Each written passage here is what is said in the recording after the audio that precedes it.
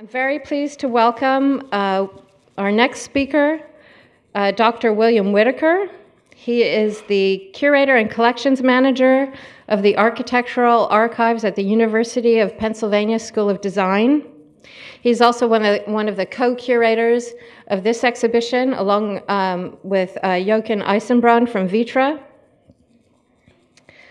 Bill Whitaker trained as an architect at Penn and the University of New Mexico and worked for over 20 years documenting and interpreting the collections of the architectural archives, most notably the work of Louis Kahn, but also landscape architect Lawrence Halprin and the partnership of Robert Venturi and Denise Scott Brown.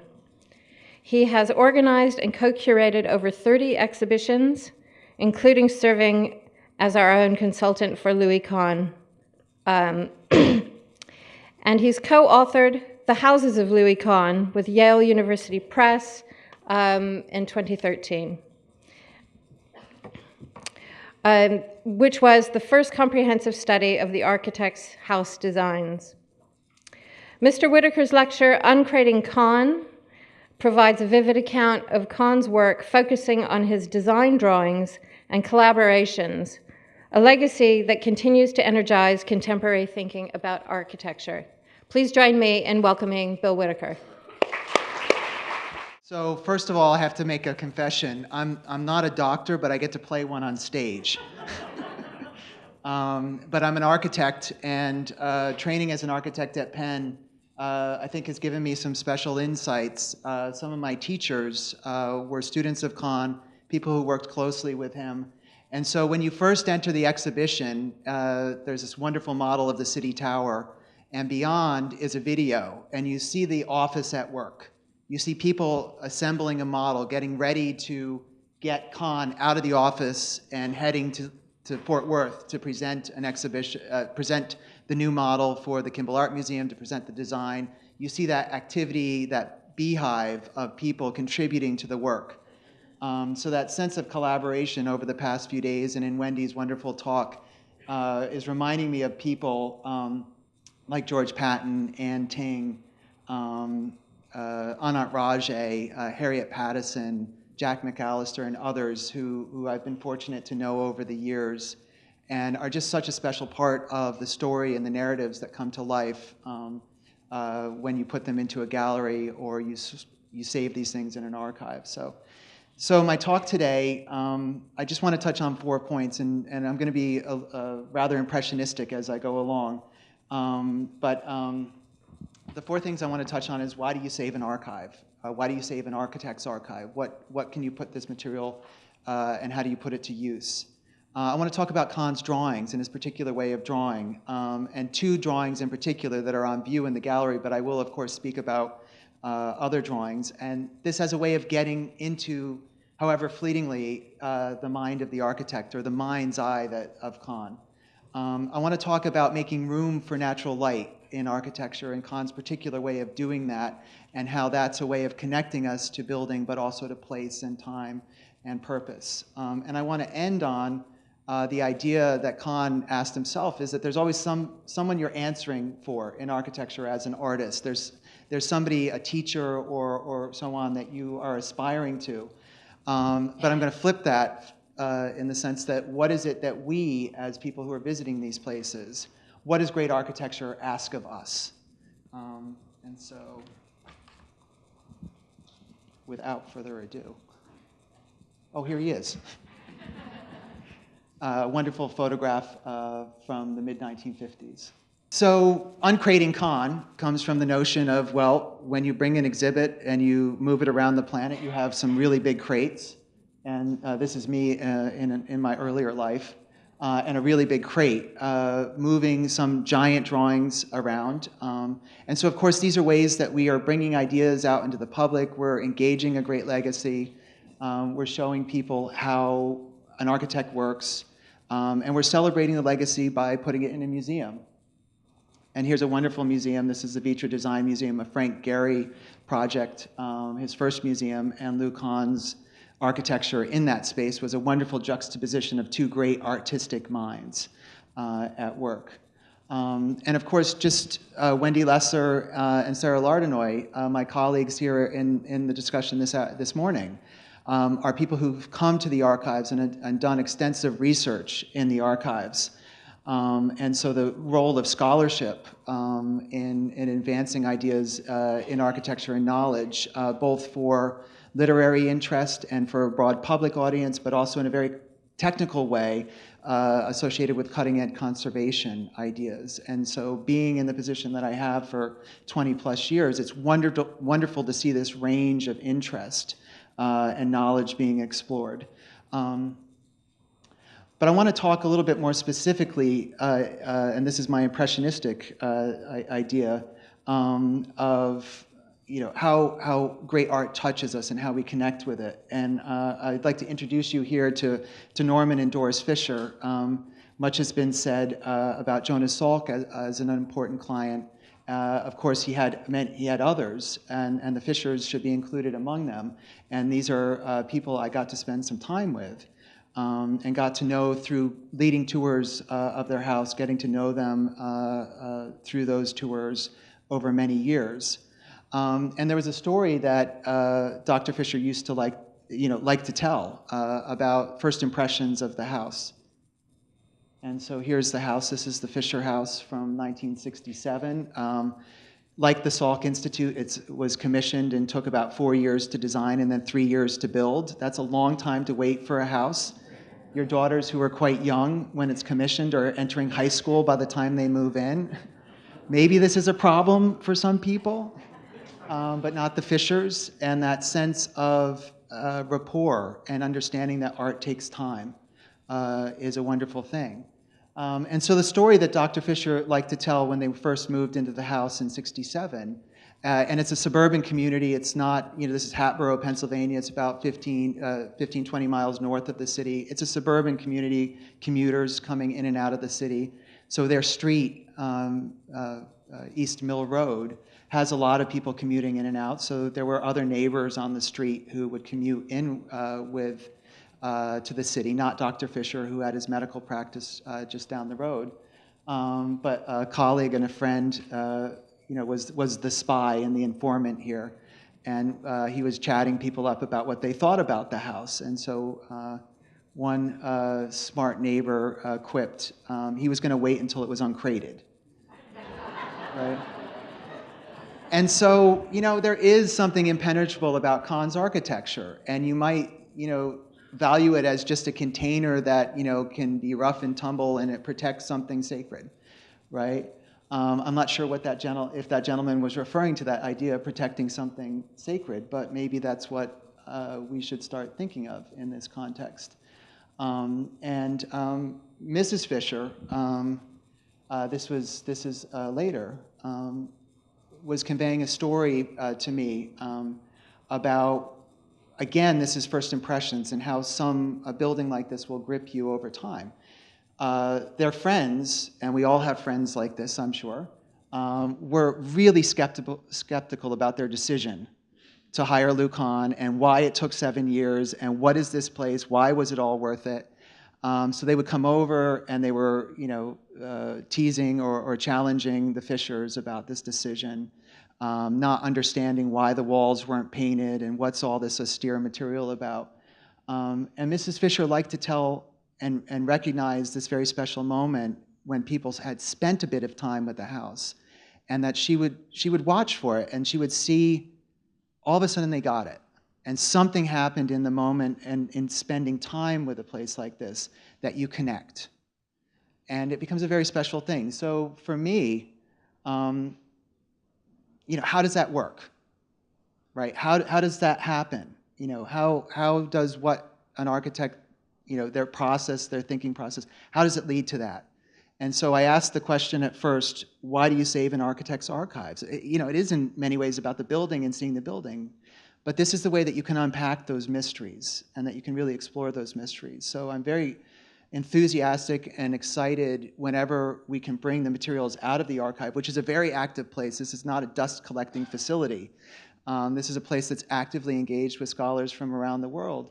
But to come out into the general public and to talk about what makes architecture great is a very special privilege. So I thank Vitra and San Diego Museum of Art for this opportunity.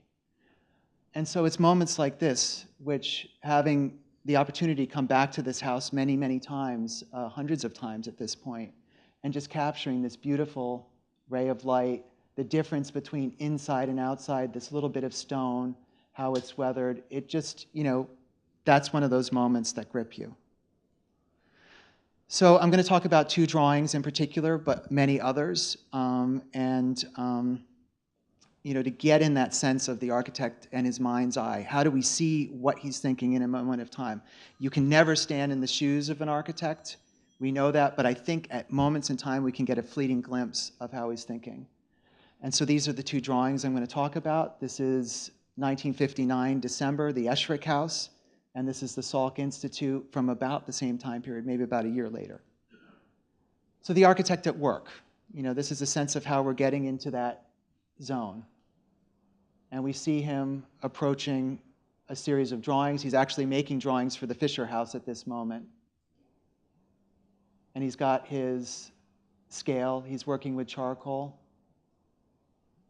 George Pohl, the photographer, is moving around him. He's not quite sure what to do next. We're all in that position. He's still thinking about that. He's got somewhere to go. Not quite there yet. And so I love photographs like this because, it just gives you a moment where you're seeing someone at work, how they're active in a moment.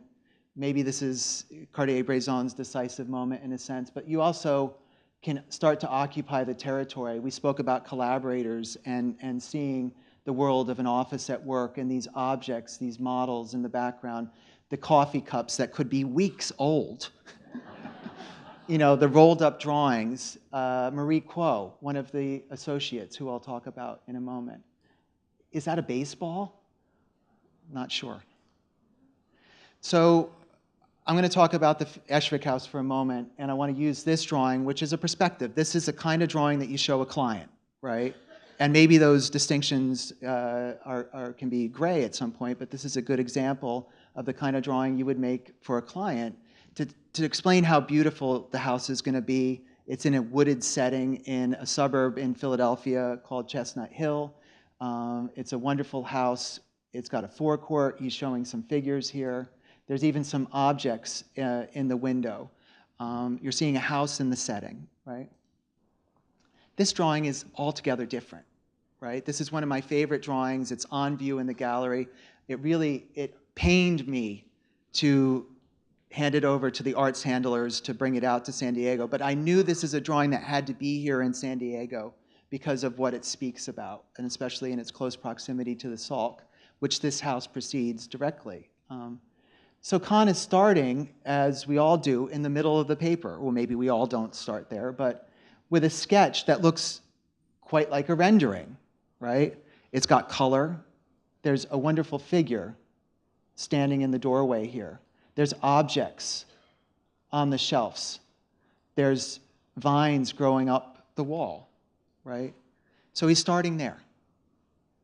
Then out from that, you start to fill the margins. You're expanding the world. You're adding numbers, dimensions, right? You're making things more concrete. And so around, you see details for windows. And here, the F and the V starts to refer to a fixed pane of glass, a ventilating shutter, right? The Salk has windows that have shutters that roll and move. So the idea of having that as an element in architecture is important. Then you start to write instructions for the staff. And that helps you if you're a careful researcher. This must be on a Sunday night. Nobody else is there. He's writing notes to the staff. He's instructing the person what to do next. So here you have, before drawing anything else, draw a section from the top to the bottom of that, from side to side, and how we figure out that system will tell us what to do next. So here is a great artist who in the center starts with what we would call a rendering. Around it, he's surrounded it with details that are about how are we manifesting these in precise ways. and then creating a set of instructions. So this is very much a working drawing. This is not a drawing that you're sharing with clients, right?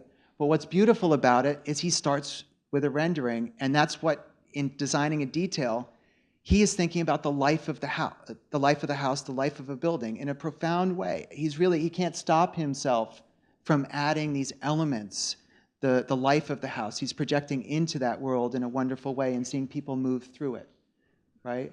And so in that moment, that fleeting glimpse, you're seeing him, before you design a window and detail it, you want to think about the person there and how they're going to relate to those details. That's a pretty magical thing, I think. So here's the facade of the Escherick House, and you can see that depth of the windows. You can see slight differences between the wood on the inside and the out, this kind of glow of interior versus exterior, and the approach inside, that place where the figure was standing in the shadows. On the inside, you get the depth of that facade, and these wonderful shutters here that you can see with this element barricading and then open, and how your interaction with the building then transforms your experience of a place. And that changes constantly over the course of time. You can see elements in the placement of windows, and here all the shutters are open very dramatically. You need a ladder to do that, so it's a special thing to do that. And this window here that then slices up light in different and amazing ways. And the difference between the wood here, which is a kind of bastard teak, apitong, versus white oak, and those subtle differences in wood that animate light in different ways. And then here, the window that brought that light in, which is actually, blocked by a chimney, right? So it's not about a view, it's about shaping light. And then the snow. So making room for natural light. We have to go to the Salk, right? In this beautiful photograph. You can see this is a slide, an old 35mm color slide, right? Classic view from the mid-1970s. And so this courtyard fascinates us, and the beautiful story of Louis Barragan that was told by Wendy. It's a magical place, and it's a place of the mind. So understanding those relationships become quite important. This wonderful, thanks to Google image, that axis that moves through here versus these connections that are meant to go this way. Those sorts of relationships are very important, and even very late in a project, realizing the ultimate power of that axis and how making a simple change of removing some trees, turning a garden, a cloistered garden, into a plaza can do to transform the focus of this. The fact that the building faces east-west, is maybe just happenstance. You, of course, are going to face that way. You take that for granted. But then to make that magical move in how one focuses that energy as a means of inspiration becomes very important. And so here's a model, and this is a model that's on view in the gallery. And those I mentioned in a couple of the tours. There's several states of this model.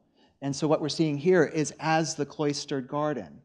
And so here it is full of trees. And here we have this grove of eucalyptus trees as you move through, and there's this mystery of arrival. So something's being asked of you. It's not clear, right? But it opens up, unfolds in wonderful ways. The changing qualities of light in that space and how responsive it is through the course of the day. And of course, moments like that, which, are quite magical. So what is the purpose of that space? Why is it there? Is it there for a concert? Is it there for an art display? Of course it is. But in that everyday experience of that space, that's what it's truly there for, in engaging. So how does Kahn do that? How do you cement those relationships? So he thinks about architecture and its relation to natural light and to the relation of how we, as architects, make rooms and think about the making of a room as being this profound expression in architecture of our humanity, and the way that light plays a role in that. And again, these figures seated here, animated, and part of the drama. Again, this is what he's seeing in his mind. Again, we get a fleeting glimpse of that moment. And so the way that light changes and how that inspires artists, I want to show you just a few images of Monet. This is Rouen Cathedral. This is the late 19th century, and it's the West Portal through the course of the day. So Kahn is not the only person who's finding fascination and connection in how light changes our sense of place and time. And so at the Salk, and its view out west and the way that it captures light, is quite remarkable. It's a concrete building, though. And so concrete and the wood and the relationship between concrete, wood, water, too, and the travertine become quite special. So this drawing, which is just a few drawings over from the Eschrick House drawing. And guys, don't all go there at once after the talks. I'm not trying to create a Mona Lisa moment there, because there's many drawings that actually do this. And I happen to choose this one. These lines that kind of just radiate out. This is still where there's the cloistered garden. There's trees in the way, but you sense that without him actually fully realizing it, he's thinking about, how do I connect to the eternal, or how do I connect to the larger art and sensibility? You see these other sketches where he's just starting to shape and angle the room out. These are drawings that have been shown at previous venues. We have to change the drawings every few venues because these are works of art on paper. And so these are drawings that have been shown on previous venues. Here's an early scheme. This is the courtyard scheme that Wendy referred to at the beginning of her talk. So I put it in here just for you, where you see this tighter courtyard with these Lombardy poplar trees, but again, these figures that are starting to animate the space and engage with the sensibilities. This is a rendering, but I still think in making this, he's picturing these sorts of relationships and these conversations, that the passage between the buildings, that axis that's north-south rather than the eternal one that's east-west, are very much on his mind, these places of conversation. But focusing in on the studies in particular, and these are places of retreat. That monastic garden idea, it is a monastery. The project really began with a sense of a monastery where the scientist has a place of work, but they also have a place of retreat and contemplation where they have that view to the Pacific. And we see drawings like this where Connor is developing those ideas in plan and thinking about the relationship between the wood window units and the concrete and the bathrooms and the dimensions, and writing here, instead of to Marie Quo, to Troy and Roger, please develop in elevation and plan, right? So again, maybe this is a Saturday night, a Sunday night. This is after the 9 to 5 staff has gone home and the night staff, the 5 to 9 staff is coming in, right? And so talking about the approach of teak and concrete, the wood and concrete, and the tenuous relationship to the concrete, all are the servant of the concrete, right? So setting a principle out and the relationship that wood plays in that. And so when we see the concrete and we see these marks of the making, we shouldn't take them for granted. And Wendy spoke about Fred Langford and others who were part of the collaboration who worked incredibly hard to figure this out and to come up with a system that really had never been done before. And it's how we understand how this building was put together in a physical, tangible way that we can touch, just as how when we put it together as an idea, and a powerful idea, and how those ideas shape those relationships that then support the science and the purpose of the Institute. And then a drawing that's not in the exhibition, but one that I think has a profound sense of and feeling here in San Diego. So down here, this red goo, that's hot concrete, right? That is this material that he's thinking of as this incredible energy force, right? And so, show it in red and show these little elements protruding out that start to create shadow and light joints. So there's elements that protrude out and there's elements that recede in. He began thinking about this as printmaking, in the way you would do a woodblock print and that the impression you get from the wood transfers onto the paper. In this case, it's onto concrete. And the mix and all the magic that's behind the mix is part of that drama. But of course, you involve figures in this, and that we see a figure up in the upper study, looking out, engaging in a window like that. This is an early photograph where you can see there's nobody in the laboratories yet, and the wood was new. Down lower, we see two figures seated in conversation. So there's the solitary figure up top and the figures in conversation. Almost imagining or realizing why you would put a blackboard in a space like that, right? Because of course you're going to need to turn to that at some point. Where do they put the chalk? Somebody help me. I'm not quite sure where that happens. I guess you just keep it in your pocket. And of course, it's not only about the view to the Pacific.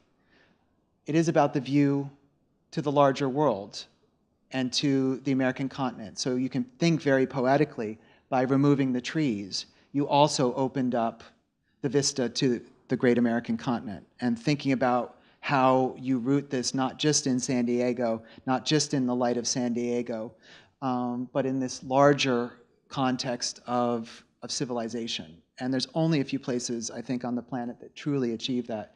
Here's one of them. So the idea of someone to answer to.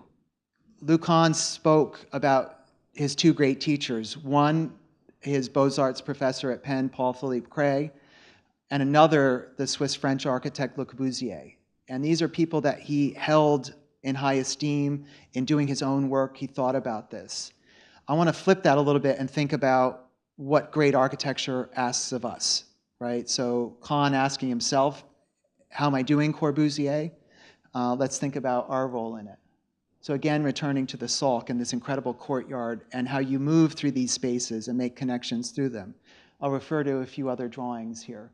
But before that, just, history and knowing your history. This is Sir Christopher Wren along the Thames in Greenwich. And the idea of pulling two buildings apart, creating a void, a space between, a space to fill. Is it a connection? Of course, Inigo Jones' Queen's house right there, you want to defer to the Queen. And here's a place of science up on top of the hill, the Greenwich Observatory. But that void becomes very important. Here's an incredible drawing Kahn made in 1950-51 while in residence as at the American Academy in Rome. And this is the Campidoglio in Rome. And this might help. So we see here the wonderful pair of buildings done by Michelangelo. Again, this is this pair of buildings separating, creating a sense of place. The older building on the Campoline Hill, Michelangelo, but these steps and approach, this is where Kahn is starting from. He might be drawing from a postcard, and that you got this moment of decision, and where one is shallower than the other. It's less steep here versus here. And you see that here. And ideas or principles that there's such a thing as bad discomfort. We've all been on steps that are exhausting, and you don't actually attain much in climbing them. And so then there's a good discomfort, right? And so how architecture can play a role by asking something of you. And so here we see those steps to the church on the Capitoline Hill.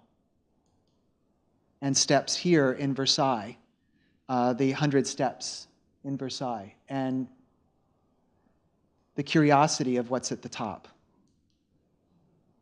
His Four Freedoms Park in New York, the work referred to, designed in the last 9 months of his life, not quite complete as a design at the time he died, but a wonderful balance in its conception between landscape and architecture. I think we see that at the Salk Institute. So there's wonderful connections and analogies between these two projects. And just so you have a quick sense of it, the idea of entering through a grove, something we see at the Salk, that you ascend in some ways. There's this small ascent at the Salk where the orange grove is before you arrive at the wonderful courtyard. Here you have a garden, thinking about the American continent, the wildness of the American continent, giving way to the order of the room. But it's not a contrast. It's not a garden and a room. It's the balance. It's that graceful and meaningful connection between the two. And then having that place of inspired use at the end. So the steps, the connection to a larger landscape, the United Nations building, and that release that offers up a horizon and a place of inspired use, and the bedrock of the earth below it as ways of connecting. That's all I wanted to say. Thank you.